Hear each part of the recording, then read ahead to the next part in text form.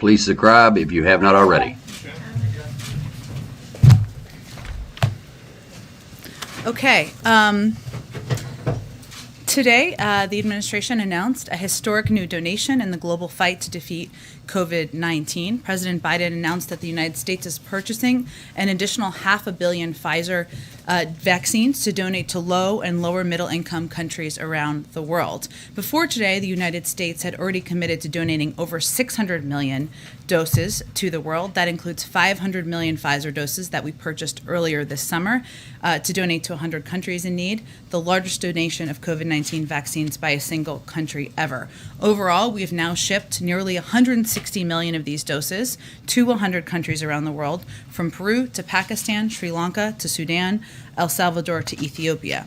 To put this in perspective, the United States has now delivered more free doses than every other country in the world combined. Millions more get shipped each week, and importantly, our donations come with zero strings attached. Today's announcement brings our total to over 1.1 vaccines donated to the world overall. And we're building from here. This is obviously a huge commitment. And another piece to put it in perspective, for every shot we are delivering here, we're giving we're committing 3 shots to the rest of the world. This commitment also comes as part of a joint EU-US vaccine sharing commitment that the United States and Europe will share doses globally to enhance vaccination rates, with a priority on sharing through COVAX and improving vaccination rates urgently in low and middle income countries. We welcome the EU's announcement today that they will donate over 500 million doses. This is in addition to the doses we have financed through COVAX. And these announcements come as part of today's of course, summit and global COVID-19 summit, which gathered together, convened heads of state and leaders from over 100 countries. Let's see. With that, I just wanted to also note the Vice President also spoke just recently at this summit, and she announced the U.S. is contributing at least $250 million to establish a new global health security financial intermediary fund at the World Bank to coalesce resources for pandemic preparedness. With that, why don't you kick us off? Thanks. Media along the border have reported that many Haitians are being released into the United States. Can you clarify why they're not being placed on expulsion flights to Haiti? And does the administration have any concern that these releases undercut the public messaging that Haitians should not come to the border? Well, let me explain to you a little bit of how the process works. So DHS, the Department of Homeland Security, continues to expel migrants under CDC's Title 42 authority. Those who cannot be expelled, and this has been the case and been our policy and process for migrants coming from any country around the world under Title 42 and who do not have a legal basis to remain, are placed in either expedited, in a form of removal proceedings. And individuals who are not immediately removed are either placed in alternative to detention or transported to an ICE facility. If they are placed in alternative to detention, there's also a process required, a legal document, a document they would have. As a part of that process, Border Patrol agents collect biometric and biographic information, fingerprints, photos, phone numbers, and an address in the United States, and also run a background check as a part of the process. And those who do not report, like anyone who's in our country without legal status, are subject to removal by ICE. I give you all of that to understand the different steps in the process. Obviously, there are flights. We need to have enough flights to transport individuals to Haiti or to other countries. And there are a range of flights, as you know, that are going to different parts of the world, depending, and those are in process. So if we're not, if there isn't a flight ready yet, those individuals may be placed in alternatives to detention, and there, as I noted, is this mechanism where these documents are required. And could you offer any further details on the call that happened late this morning between President Biden and President Macron? How long did it last? Sure. How was the tone? With how much, there was quite a bit of detail in the a readout of plans for the meeting. How much of that was worked out beforehand, before the presidents even got together? Sure. Well, as we've noted in the past, to take your last question first, there have been ongoing discussions and engagements at a variety of levels between the United States and France. So certainly the possibility of a meeting was something that was naturally discussed in advance, but also natural for the president to raise that and discuss it at the leader level. In terms of the tone of the call, it was friendly. It was one where we're hopeful, and the president is hopeful. This is a step in returning to normal in a long, important, abiding relationship that the United States has with France. It was about 30 minutes long. As we noted in the readout, and as you said, it was extensive, but part of during the conversation, the president reaffirmed the strategic importance of French and European engagement, I should say, in the Indo-Pacific region, something that we look forward to continuing to work with them on. And as we said in the readout, the French ambassador will return to Washington next week, and he will then start intensive work with U.S. officials. So that will be part of the ongoing next steps that we go from here. And as we also noted, they will meet in Europe at the end of October. If I may just quickly follow Sure. up on that. Boris Johnson earlier today dismissed French anger over the submarine deal, saying the French officials should get a grip. Substantively, does the administration agree with the Prime Minister's criticism that the French have failed to acknowledge the value of AUKUS and the submarine deal to global security? And then secondly, is calling on the French to get a grip helpful at this point? Well, I can only speak for our relationship with the French and our relationship with the United Kingdom. And I will say that the president during this call, as we said in the readout, acknowledged that there could be there could have been more discussion in advance of the announcement. And that was an important message for him to convey during that conversation. So I can't speak to the comments and whether they're constructive or not from other countries. Jen, hey. Go ahead. Thanks, Jen. Follow up on immigration. I have one on the schedule today. So Secretary Mayorkas has now been asked twice on the Hill, and he's not been able to provide an answer to this. So I want to ask you, do you have the numbers? How many Haitians have been deported? How many have been processed? And how many have been allowed to stay in the United States? I certainly understand why you're asking and understand why people have been asking Secretary Mayorkas. Those are numbers that are the Department of Homeland Security would have the most up-to-date numbers. But why is it so hard to keep track of a simple number like that? Why can't you give it? Why can't he give it? It's been 2 days now he's been asked that. I'm certain they will provide it. It's an absolutely fair question to ask, and I'm certain he just wanted to have the most up-to-date numbers to provide. On the campaign trail, then candidate, now President Biden said, we're going to restore our moral standing in the world and our historic role as a safe haven for refugees and asylum seekers. How does what's happening on the border right now with Haitian refugees square with that? Well, which aspect of what's happening at the border? What's happening with the Haitians?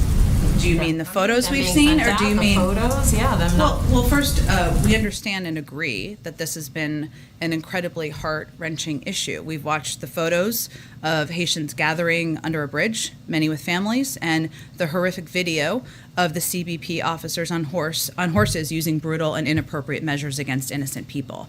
I think it's important to address that and separately address what our immigration policies are and understand that people are combining them, but that's why I asked that question. I would also reiterate that there is an investigation that will be completed by next week, which the Secretary confirmed, that will determine the next steps on both policy and personnel. All important questions people are asking, and in the interim, those individuals were placed on administrative leave and will not be interacting with any migrants. So as it relates to those photos and that horrific video, we're not going to stand for that kind of inhumane treatment, and obviously we want this investigation to be completed rapidly. I will say on the broader question you were asking, the president remains committed to putting in place a humane and orderly immigration system that includes an established and efficient process for applying for asylum, that includes a range of programs for individuals to apply to stay in the United States. That requires Congress acting, and it requires also health conditions improving as we are in the middle of a pandemic. And we are continuing to expel people coming from a range of countries as we are continuing to apply Title 42 because there is a global pandemic that is ongoing. So I would think it's important to note that our policies, our border restrictions are being applied not just to Haitians, but to people who are coming irregularly to migrate to the country from anywhere. More than 90,000 people were expelled in August. That was even before what we've seen in the troubling photos under the bridge. We are applying immigration laws. We are applying what are what our border requirements, and we are applying Title 42, which again is a health application given we're in a global pandemic. And just quickly on the schedule today, with all the Democrats that are here, would you describe where we at on the president's economic plan as a make or break moment?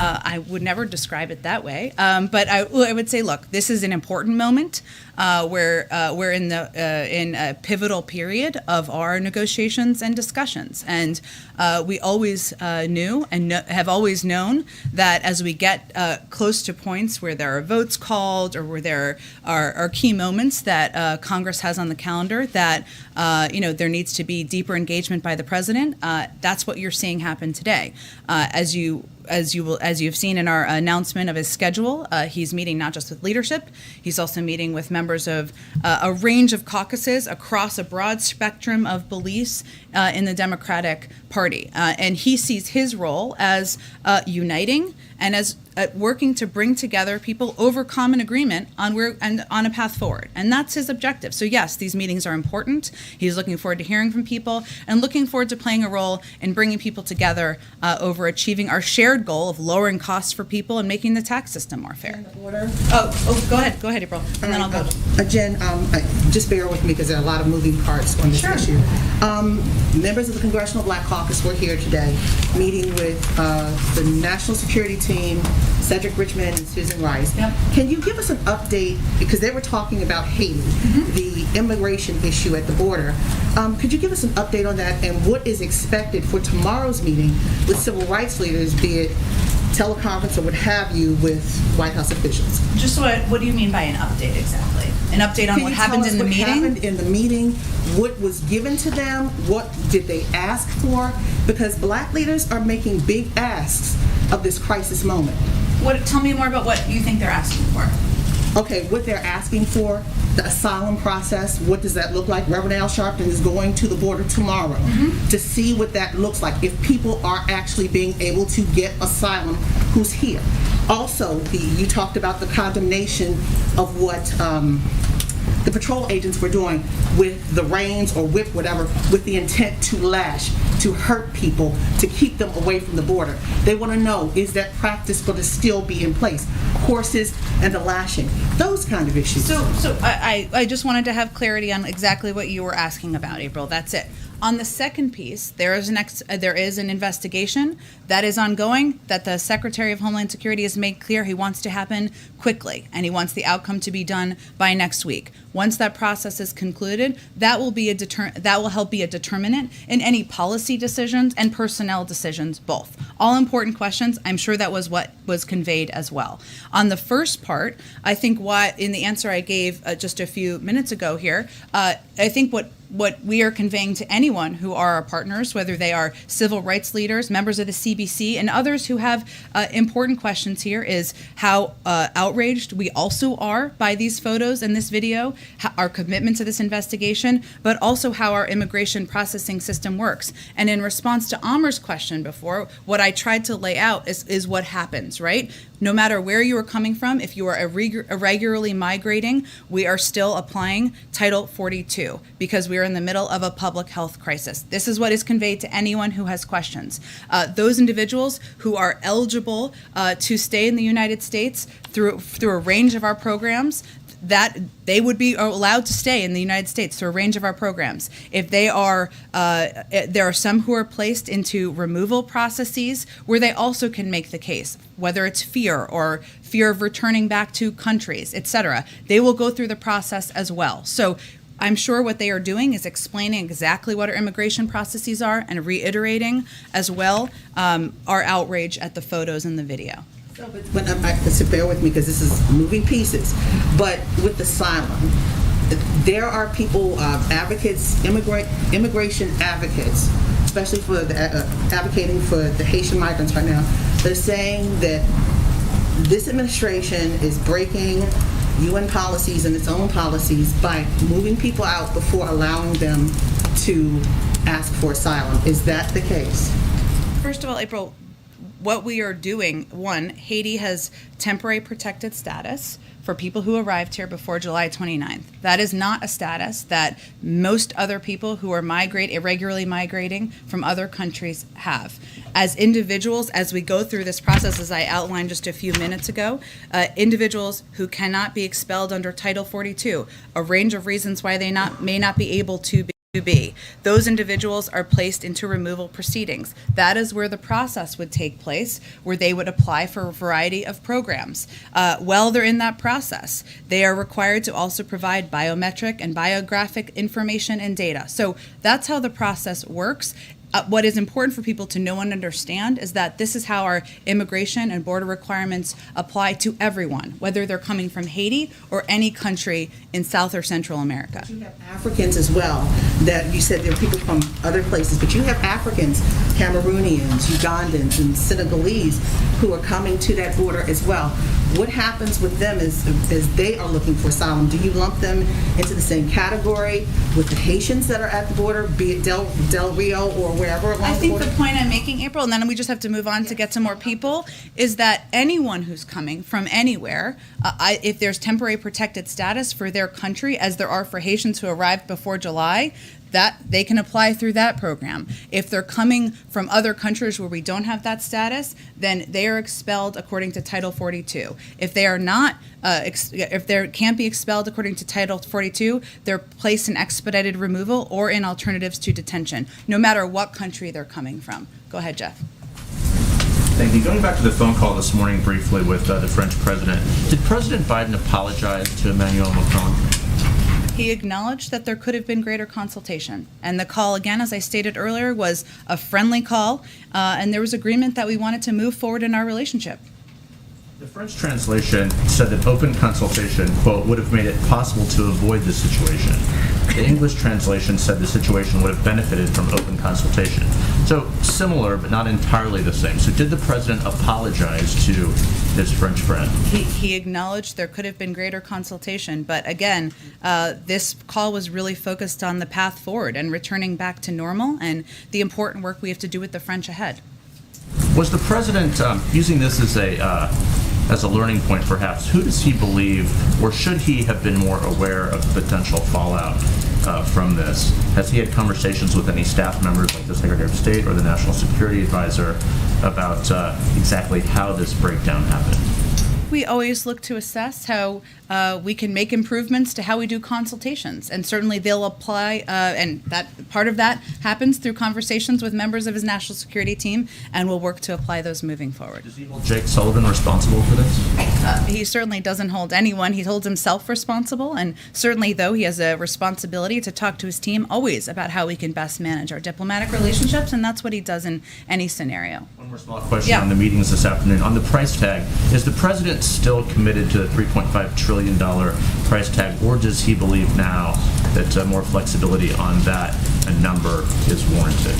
Well, even before today or before this week, the president has always been open to negotiations and discussions, and knew that he was not going to be alone able to wave a magic wand and pass a proposal, right? So part of the objective today, while he's meeting with a range of members with a range of viewpoints, which we welcome, is to see where people are and work to see how we can get this across the finish line moving forward. What he's encouraged by is the fact that there is actually, I know we focus a lot, understandably, on areas of disagreement. There's a lot of agreement on lowering costs for American families, on making sure we're investing now in addressing the climate crisis, in making the tax system more fair. There's a lot of agreement on that. And it's a point where we need to figure out what the path forward is. The president's going to play a role in hopefully uniting people around the next steps. Go ahead. Just to follow up again on the French, you said in the statements that there will be a meeting in late October. Is that in France? Is that on the sidelines of the G20 or the COP26? Well, there are some international forums that are happening next month that might bring the president to Europe. I don't have any formal announcements yet to make, but to your question, we're still finalizing what it looks like exactly. Democratic negotiators on the George Floyd Justice and Policing Act say the bipartisan talks are dead. Is that the view of the White House? Is there any response to this announcement that it's apparently over? Well, I'd also say there was a statement put out by Senator Booker, who is a key, I think you were referencing that, I think that was the statement you were referencing. So I would say that first, the president and everyone in the administration, we have been strongly supportive of Senator Booker and Representative Bass in their efforts, and we're greatly appreciative of their efforts, which we consider to be ongoing. Unfortunately, Republicans rejected reforms that even the previous president had supported and refused to engage on key issues that many in law enforcement were willing to address. And so we are disappointed. The president is disappointed, even after Senator Booker and Representative Bass did yeoman's work, even after they worked to secure law enforcement support and showed they were willing to find consensus. So yes, we acknowledge, of course, what the negotiators have conveyed publicly at this point in time. I can convey to you that in the coming weeks, we're going to consult the president. We will all, our team, will consult with members of Congress, the law enforcement, civil rights communities, and victims' families to discuss a path forward, including potential executive actions the president can take to ensure we live up to the American ideal of equality, justice under law. And on the situation on the southern border, there was a meeting today with members of the CBC. The vice president talked to the Homeland Security Secretary to express concern. How often does this get to the president? Does he get briefed on these situations, or is he just getting it in news reports? Of course he gets briefed on them, absolutely, by his team. Okay. Well, to the point that we were trying to ask him about yesterday, what is his impression of this situation down there? What does he make of how those Border Patrol agents were seen to be interacting with these migrants? And, you know, where is he on dealing with these wide range of immigration issues that continue to challenge this government? Well, Ed, on the subject of the video footage and the photos, the president was horrified by that, just as we all were. He, of course, received a briefing and update from his national security team on the efforts by the Secretary of Homeland Security to launch an investigation, and one that he would like to see concluded rapidly. As it relates to our efforts to implement our immigration laws and border requirements, the president is quite hopeful, as he conveyed on his first day in office when he introduced an immigration bill, that we can take steps to put in place a more humane, a more orderly system, especially after a very broken one over the last several years, that has better asylum processing, that has a better system and a range of programs individuals can apply to. The president also believes and knows, as we all do, we're in the middle of a global pandemic, and we need to continue to administer Title 42, which expels individuals who come to the border. So he is horrified by the photos and the footage. He is also committed to implementing and abiding by our laws. And what is your understanding of what transpired in the Oval Office yesterday when we were all in there trying to hear from the president and the prime minister? Which aspect? Well, the British prime minister in the American Oval Office called out British reporters, and then when American reporters tried to call in the American president, we were escorted out, let's put it that way. Well, I think in that circumstance, and I think our relationship with the United Kingdom and with Prime Minister Johnson is so strong and abiding, we will be able to move forward beyond this. But he called on individuals from his press corps without alerting us to that intention in advance. Go ahead. Thank you, Jen. Just following up on this very basic but very important question. Mm-hmm. You're telling us that the DHS chief has the most recent numbers about how many of these Haitians under the bridge have been sent back and how many have been released into the U.S. The DHS chief is telling us that he doesn't know. So who else can we ask? You can certainly ask the Department of Homeland Security. I am confident, Peter. I am confident he wanted to have the most up-to-date numbers, and we will venture to get you those, I promise you, this afternoon. Is this an issue of not knowing, or is this an issue of a lot more people are being released into the U.S. than are being sent out? That is certainly not the issue. First, I think it's important to reiterate what I conveyed earlier about what the actual process is. Individuals are expelled under Title 42. If they can't be expelled under Title 42, they are put into a removal process. If they are put into a removal process, they're either transported to an ICE facility or released with a legal document. That legal document includes fingerprints, photos, phone numbers, an address in the United States, and a background check. That's the process that transpires. That's a part of our immigration process, regardless of where you're coming from. And just because you keep using Title 42 to defend this administration's immigration policies, that is a Trump-era regulation. You guys came in saying that the Trump-era immigration policy was very inhumane. Title 42 is not an immigration policy. It is a health authority because we're in the middle of a pandemic.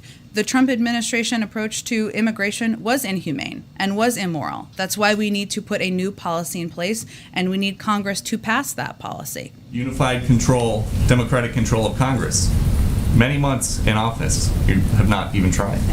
That's not actually true. There's been a Peter, just factual here. There's been a bill proposed first day in office. Currently, it was proposed as a part of steps were proposed as part of the reconciliation process. Right, the parliamentarian rejected that proposal. They're going back and proposing new options. President supports that. He would like to see immigration reform passed into law, more humane processes. Just one more. Has President Biden ever been to the southern border? In his life? Yes. I will have to look back in my history books and check the times he's been to the southern border. We have been I'm happy looking all to. morning, and we cannot find any record of him visiting the border as president, vice president, senator, or even as a concerned citizen. Why would that be? I can check and see when the last time or when he may have been. But tell me more about why you're asking. Because this is a president who makes a point when there are disasters in this country, like a wildfire or a hurricane, to go and see for himself firsthand what the needs are of the local community so that he can have an informed POV to make policy. Why doesn't he do that? Why doesn't he go down to Del Rio, Texas and see what's going on? Well, first of all, Peter, I think the situation at the border is the result of a broken system. And the president certainly relies on his experience. So whether it was the work he did to address root causes as vice president, his efforts when he was in the Senate to support comprehensive immigration reform, steps that at a time were being done and worked toward in a bipartisan way, something that certainly we think should be the case today. He uses all of his experiences to inform how he governs, how he approaches challenges, and certainly he looks again at the last 4 years and the separation of children who were ripped from the arms of their parents as a way he does not want to proceed. So all of his experiences and his time in office, whether vice president or Senate, inform his approach to issues. Go ahead. The Brazilian health minister tested positive for coronavirus. He shook hands and spent time with Boris Johnson on Monday. Boris Johnson spent time privately with President Biden yesterday in the Oval Office.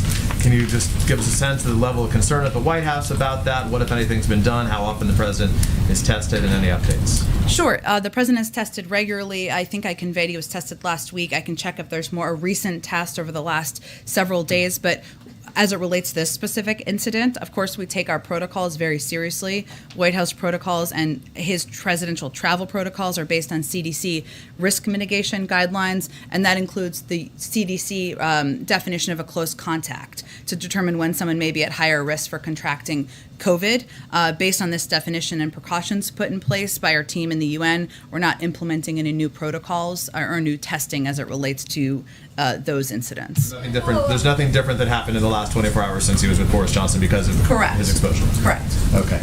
Let me ask you about this meeting a little bit later today, if I can. First, does the president want to vote on both the reconciliation budget package, or the budget reconciliation package, and the bipartisan infrastructure package to take place on Monday?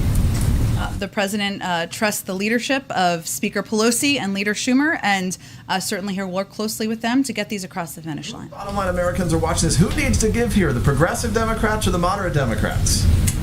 Sometimes there's need for compromise from every end, but he'll know more after these discussions today in the coming days. So let me ask this then, if I can, Jen. So the president, he campaigned, and in his first months in office, he campaigned on this message of unity and competence, that he could make Washington work, that he would rebuild, revitalize these alliances. Now Americans are seeing headlines about Democrats divided about what they're going to do on this agenda. France is furious at the U.S. There's frustration among allies about Afghanistan.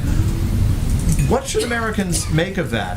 given what they've seen in recent weeks? Well, let me take each of those issues. The president just had a friendly phone call with the president of France where they agreed to meet in October and continue close consultations and work together on a range of issues. And where he acknowledged a failure, right, that he should have communicated better and advanced that. Well, again, I think in terms of the level of American concerns, acknowledging there can be closer coordination and consultation, I don't think is going to be the height of concern for most of the American people. But anyone who's concerned about our relationship with France can rest assured that they had a friendly phone call and we have a path forward.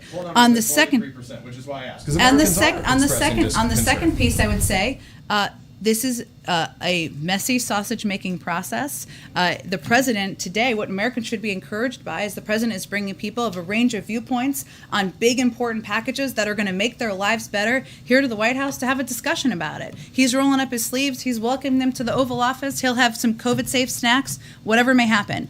People should be encouraged by that. And that's the kind of president he is. He's going to be deeply engaged with getting bills and legislation across the finish line to make their lives better. I guess then just to punctuate that, why do you think in the most recent poll from Gallup that 43% of Americans now approve of his handling of the job, which had been well above 50% only a matter of weeks ago?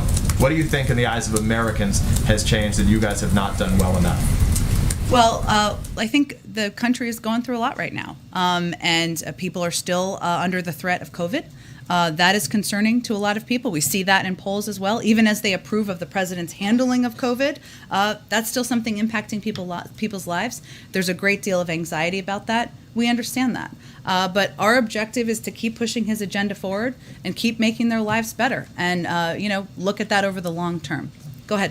Jen, I was struck by what you said in response to Ed's question about what happened yesterday in the Oval Office. Okay. Can you shed a little bit more light on this? Did the president feel he was upstaged by the British Prime Minister yesterday? I think the president has not spent a moment worrying about it. Can I ask you, because there are so many issues that we have discussed here that are of interest to the public, everything from the collapse of the police reform negotiations on Capitol Hill today to the pivotal period we're in, 8 days before the end of the fiscal year and no deal yet to avoid a government shutdown a week from tomorrow. When can we expect to hear, or when can we expect to have the opportunity to ask the president substantive, pointed questions about these matters in a way that he will elaborate on his views? Well, first, the president knows that he was elected not just to get the pandemic under control and put people back to work, but protect our democracy and stand up for what's right and be transparent. And certainly part of that is engaging with all of you.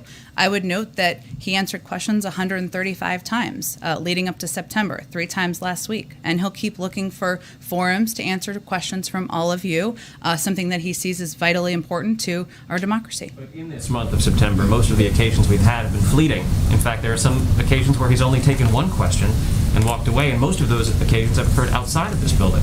So when can we expect to have an opportunity to actually ask the president questions in a formal setting?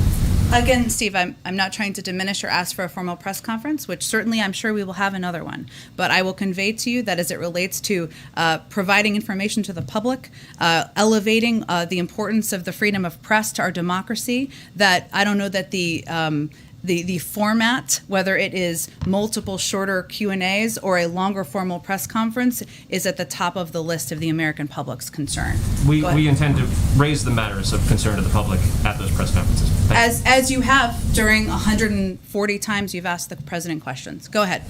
Thanks, Jen. A couple to follow on Macron first. The French had called for the cancellation of the EU-U.S. Trade and Tech Summit in Pittsburgh next week. After the phone call today, do you expect that to go forward? We're still, our officials who are planning to attend are still planning to attend. With no sense of if the Europeans are. We're continuing to plan for an inaugural meeting of the group in Pittsburgh as a follow-on to the commitment made several months ago. The readout said that the U.S. was committed to reinforcing support for French counterterrorism operations. I'm wondering if that is sort of a broad, we're allies and partners, or if that was, we should read between the lines that that is some new commitment that we've given to the French in terms of tangible support. I would read it more as the former, in that they're an important partner in the Indo-Pacific. They're an important partner around the world, and certainly addressing the threat of terrorism that has metastasized and changed over the course of the last 20 years is a vital priority for us, as it is a vital priority to the French. And as I noted, when the ambassador comes back, there'll be consultations. Obviously, there'll be a meeting between President Biden and President Macron, and I'm sure they'll discuss this and a range of issues. Fed today shifted forward their projections when the economy would be ready for a rate hike, which suggests economic strength, which I assume you'd be happy about, but obviously many Americans are still struggling, so I wonder if you agree with that assessment from the Federal Reserve. We certainly agree with the independence of the Federal Reserve and their right to make decisions it deems necessary on monetary policy. I would note that even just yesterday, the OECD projected 6% GDP growth, certainly a positive sign, which is nearly double what was projected in December. And the OECD also increased its projection for U.S. GDP growth in 2022. So we've seen a number of positive signs as it relates to economic growth. That doesn't mean that every issue, to your point, every American is having as it relates to inequality or access is solved. It's not. But our focus and our policies is to address those over the long term. And one last one on the congressional meetings today. Sort of the format of them. You seem to have leaders coming in, then moderates, then progressives. Why isn't everybody in the same room? I mean, I think we've heard from all three of these people where they are, and it seems like you're kind of inviting an echo chamber rather than a chance for people to hash it out with the president sort of playing Look, I think the president wants to hear from everybody on what they're most excited about, what concerns they may have, and he wants to play a role in hopefully unifying members of the party around the path forward. And he felt this was the most constructive format at this point. I will tell you, this is probably not going to be his last engagement with a single member of Congress in these important days forward. Go ahead. Thanks, Jen. I wanted to ask, just build on something here. Did President Biden offer French President Macron any commitments to make feelings feel a little better? And in addition, did Macron ask for anything? Well, I can't. I'll point you to the French to speak to President Macron. I would say that the conversation was really about the path forward. And as I noted, the president acknowledged that greater consultation would have been helpful in this case, but it was about how to work together as we look ahead. It was not about offering a specific proposal or policy item. Can I ask you about immigration? Now that the parliamentarian has ruled against including immigration in reconciliation, and I recognize that Democrats are going to push for other avenues within reconciliation. Yep. But beyond reconciliation, what is the Biden administration's path forward for immigration? The president, as a candidate, campaigned on this issue. What type of relief is possible, and what can the Biden administration do to bring that? Well, first, I would say our current and immediate focus is on supporting the efforts of senators who have been vocal about their desire, as you said, to put forward alternate proposals to be considered by the parliamentarian and see where that goes. There are a range of passionate leaders in the Senate, in the House, who want to see immigration reform happen. And we will certainly continue to work with them to see what vehicle and path forward, what that looks like. But that's our next step right now, is assessing, is them putting forward an option for the parliamentarian to consider. Go ahead. John, back on the French call for a moment. Did the president seek or receive any clarity from President Macron on why the French decided to recall the ambassador, take that step which had never been taken before? And does the president himself think that that step was commensurate with the offense? I think, Anne, as I've conveyed a little bit, the focus was really on the relationship moving forward. And as we noted in the readout, the French ambassador is returning later on this week, and the 30-minute call was really more about how we can work together in a substantive way on shared areas of interest. So he's not worried that the Ambassador Etienne would be yanked again if the next thing doesn't go right? I think he's committed to working together to ensure there is consultation moving forward, close consultation, as is evidenced by their plans for a meeting in October. On the coronavirus summit this morning, the president said rightly that the U.S. is a leader in vaccine donation, but as you well know, there is criticism of the U.S. for the prospect of booster shots, a third shot in many cases for Americans before most in Africa have had one. Was that a topic of discussion? Why didn't we hear anything from the president or from the UN ambassador on that point today in their opener? Well, we're now donating 3 shots globally for every 1 shot we've put in the arm of an American. And our view continues to be that we can do both, and it's a false choice. Our view also continues to be that, frankly, the rest of the world needs to step up and do more. And now we're at the point where, of course, we've now committed to over 1.1 billion vaccines donated, but we're also committed to we also have a partnership with the Quad. Obviously, they're meeting later this week to produce at least 1 billion doses. Our work to boost vaccine manufacturing in South Africa is going to produce 500 million single-dose regimens in Africa for Africa, and we will continue to do more. Share doses, scale manufacturing, invest in vaccines abroad. You heard the president talk about that. But we also need the world to do more, especially developed economies that can do more to contribute to this effort to defeat the pandemic. Go ahead. Sorry, Deb, we'll continue. Great. Just following Jen on Ann's question there, you keep saying that the president will engage in deep consultations with the French. You could have said that in 1949 when the French first joined NATO. So I'm trying to understand here what is different now after this than it was before. Is the president's vision here that you simply go back to the way things were, where clearly that consultation process failed? Or is the president's vision that you have a new project of some kind with the French that begins to make reparations for what they view as what they've lost? I think, David, it's more about we've had a strong relationship for many decades. Of course, yes, there's been ups and downs in that relationship, but the president's objective is that we should go back to normal and that we should go back to a relationship where we work closely together on a range of issues facing the global community, addressing COVID, the global economy, security, the Indo-Pacific, and how we work together in those mechanisms will determine as we keep having close consultations and discussions moving forward. One question on the Quad meeting, which is coming up on Friday. So they'll have the Australians there, but then you'll also have India and Japan. Would you envision for them a similar kind of military role that you've now defined with the Australians?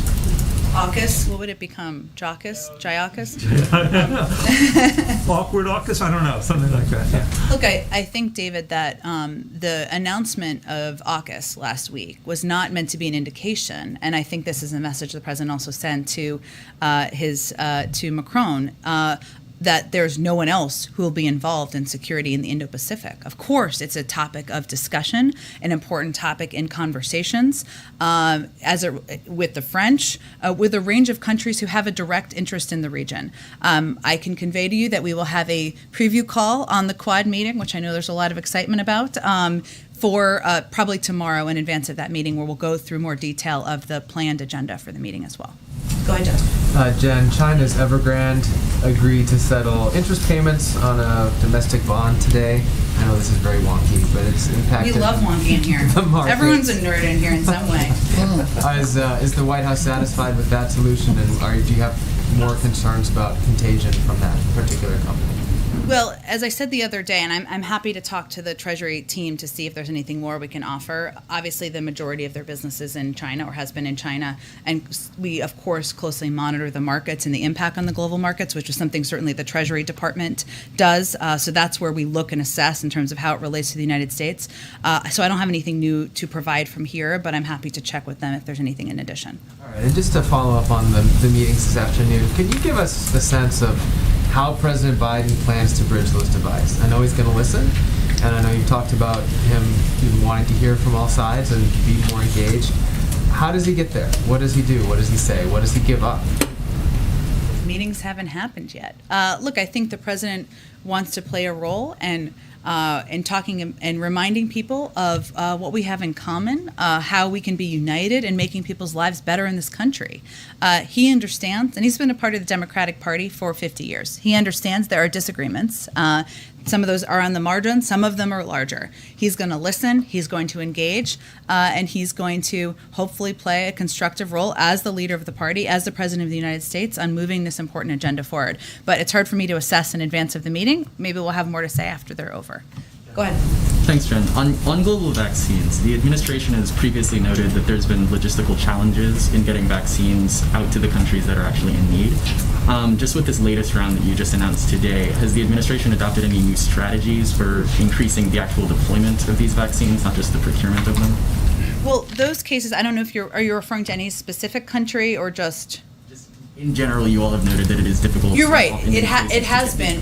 What is a good sign, I should say, is that because we've now donated vaccines to a range of countries around the world, we've been able to work through some of those regulatory, legal, logistical hurdles that have been challenges in some places.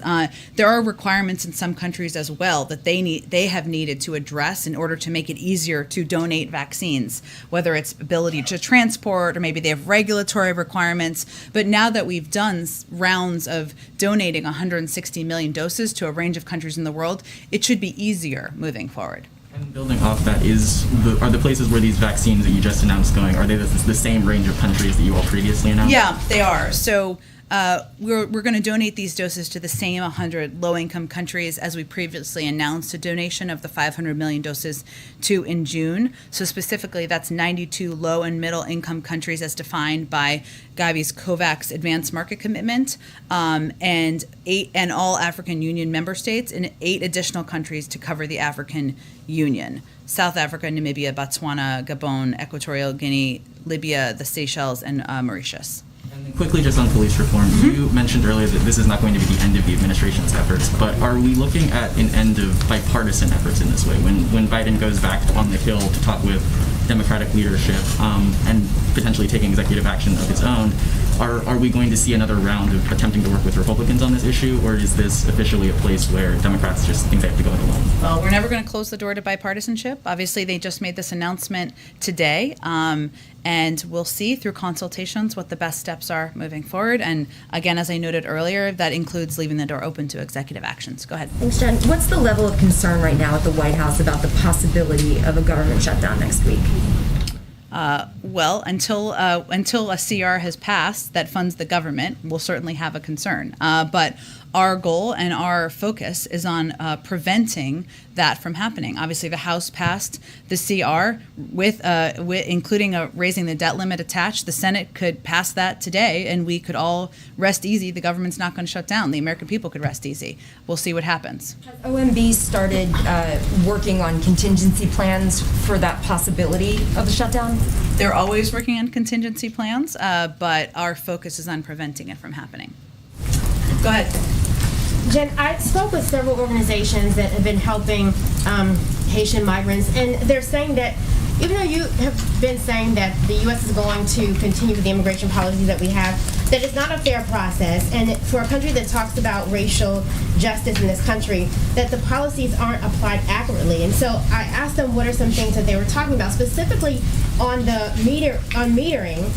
Is the administration going to put less, sometimes, concentration on guns, ammunition, and border patrols, and also put people in place that can help push the process along? Some of them say that their numbers, they get their numbers and they're bypassed, or that they're just skipped over or not chosen at all. That was one of the issues that they had. That's the first question that I had. Sure. Well, first I would say, one, as a part of our effort, we have surged resources, and we will continue to surge resources to help address the latter part of your question. On the first part, the reason I went through what I did before about how our process works is to convey that this is how our application of our immigration laws, border requirements work, no matter where you're coming from. And we expelled more than 90,000 people in August. That was prior to the gathering of Haitians under the bridge and all of the photos and the visuals that are so heartbreaking. And as it relates to policies, also very good question. as we go through this investigation to these border patrol officials who obviously were in this horrific video, that will impact. It could impact policies. It could impact certainly personnel. We'll let that process expeditiously conclude, and then I'll defer to the Department of Homeland Security on what that impact will be. Question on police reform. Derek Johnson, NAACP president, said in reference to politicians that have really not helped in this effort, he said that they've chosen to stand with those who have lynched the very people they are meant to protect and serve. And it's disheartening that there's a lack of courage and bravery to bring about true reform. I mean, I know you've been asked questions over and over about police reform and how realistic we're actually going to see this. But is there any fear that the very people that the president has brought into these meetings over and over on police reform, many of them are now not having faith in what can really happen? I'm not sure I totally understand your question. The president has had meetings with Derek Johnson. He's had meetings with National Urban League, even Reverend Al Sharpton, and we're seeing quotes by them now saying how they don't even believe that this administration critical of the president on police reform? Absolutely. Well, I just was trying to understand your question. I would say in Senator Booker's statement and the statements and comments of the negotiators, they've been clear about the support of this administration. As these negotiators were attempting to come to an agreement that had to meet the high bar that they had, they asked us to leave them space for those negotiations to take place. And that's exactly what we did. And we supported them behind the scenes in any way that they asked for. We also agree that it's unfortunate and disappointing that Republicans rejected reforms that even the president had supported and refused to engage on key issues that many in law enforcement were willing to address. We agree. That's incredibly disappointing. And these reforms are long overdue. And that certainly is the president's point of view. Go ahead, Francesca. And I think I got to wrap it up here in a minute. Thank you, Jen. Too, on the travel restrictions. Sure. Are there any circumstances in which that early November vaccine mandate that the White House announced this week, that would slip a couple weeks, maybe into December or potentially into early next year? On what basis? Well, that's what I'm asking. Is the White House committed to the early November deadline? Because November is we were in control of when we announced it would be implemented, right? And we announced early November. And so you are committed to early November specifically? We announced it would be implemented in early November. That's what we were planning on. And then as far as unvaccinated foreign nationals go, is there any procedure that the White House might be considering for those people to be able to enter the country still, given that that many of those countries, those people may not have access to vaccines? Well, there are going to be certain cases where people may not have access, and we will deal with those accordingly, and we will have some exceptions that will be considered on a case-by-case basis. Thank you, everyone. We'll do this again tomorrow. Thanks, everyone. Absolutely.